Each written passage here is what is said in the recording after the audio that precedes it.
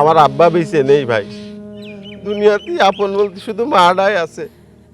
মাটাও ক্যান্সারে ভুগছে ভাই। আমার সাথে একটু সহযোগিতা করতেন ভাই। আসলে ভাই আপনার দেওয়ার মতো তেমন কিছু আমার কাছে নেই ভাই, তবে এই 20টা টাকা আপনি রাখেন। আল্লাহ আপনার মঙ্গল করুক। আমার মার জন্য একটু দোয়া করবেন ভাই। আচ্ছা ভাই, আপনারা টাকা দিলেন কেন? টাকা কি অনেক সস্তা হয়ে গেছে নাকি? আপনি জানেন এরকম ধোঁকাবাজ কত আছে? শোনো নুমান, আমার টাকা দেওয়ার দরকার দিলাম, ও যা পারে করুক, আমার সব আমি পেয়ে যাব।